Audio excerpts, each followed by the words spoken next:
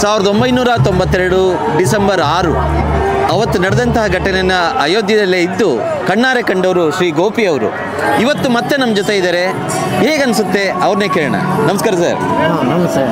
ಏನು ಅನ್ನಿಸ್ತಾ ಇದೆ ಈ ಕ್ಷಣ ನಿಮಗೆ? ಈ ಕ್ಷಣ ಭಾಳ ಖುಷಿ ಆಗ್ತಾ ಇದೆ ನನಗಂತೂ ಈ ಸಂಭ್ರಮ ನೋಡೋದಕ್ಕೆ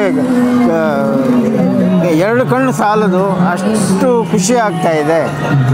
ಅವತ್ತೇನಾಯಿತು ಆ ಕ್ಷಣ? ನಾವು 1992 ಡಿಸೆಂಬರ್ 6ರಂದು ನಾನು ಬಂದು ಒಂದು ವಾರ ಮೊದಲೇ ಬಂದು ಇಲ್ಲಿ ಇದ್ದೆ. ವಿಶ್ವ ಹಿಂದೂ ಪರಿಷತ್ ಜೊತೆ ಗುರುತಿಸ್ಕೊಂಡಿದ್ದೆ. ಅವ್ರ ಜೊತೆಯಲ್ಲಿ ಹೋರಾಟನೂ ಮಾಡಿದೆ. ಮತ್ತು 15 ದಿವಸ ಇಲ್ಲಿ ಇದ್ದು ಕಾರ್ ಸೇವೆ ಮುಗಿಸ್ಕೊಂಡು ಮತ್ತೆ ಊರಿಗೆ ತೆರಳಿದೆ. ನನಗೆ ಯಾವುದೇ ತೊಂದರೆನೂ ಆಗಿಲ್ಲ, ಏನೂ ಇಲ್ಲ. ನಾನು ಒಂದು 50 ಇಟ್ಕೆ ಕಿತ್ತೀವಿ. ನೀವು ರಾಮನ ಪರಮ ಭಕ್ತ. ಈಗ ರಾಮಲಲ್ಲ ಅಯೋಧ್ಯೆಯಲ್ಲಿ ನಾಳೆ ಇಡೀ ಪ್ರಪಂಚನೇ ನೋಡುವಂಥ ಒಂದು ಕ್ಷಣ. ಈಗ ನೀವು ಇಲ್ಲೇ ಇದ್ದೀರಾ ಕಣ್ಣಾರೆ ಕಂಡು ದರ್ಶನ ಪಡೆಯೋಕ್ಕೆ. ಹೇಗೆ ಅನುಭವ? ತುಂಬ ಖುಷಿ ಆಗ್ತಾ ಇದೆ ಸರ್, ನನಗಂತೂ ತುಂಬ ಖುಷಿ ಆಗ್ತಾ ಇದೆ.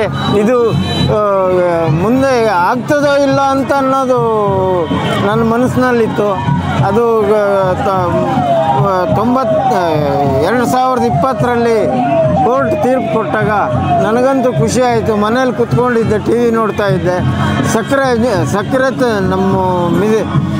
ನಮ್ಮ ವೈಫಿಂದ ಸಕ್ಕರೆ ತಗೊಂಬಂದು ಬಾಯಲ್ಲಿ ಹಾಕಿದ್ರು.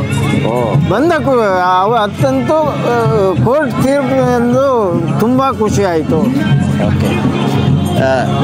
ಹೀಗೆ ನಾಡಿನ ಮೂಲೆ ಮೂಲೆಯಿಂದ ಜನ ಅಯೋಧ್ಯೆಗೆ ಬರ್ತಾ ಇದ್ದಾರೆ, ಅವರ ಭಕ್ತಿಯನ್ನು ಪ್ರೀತಿಯನ್ನು ತೋಡ್ಕೊಳ್ತಾ ಇದ್ದಾರೆ. ನಾನು ಇನ್ನೊಂದಷ್ಟು ಜನನ್ನು ಮಾತಾಡ್ತೀನಿ.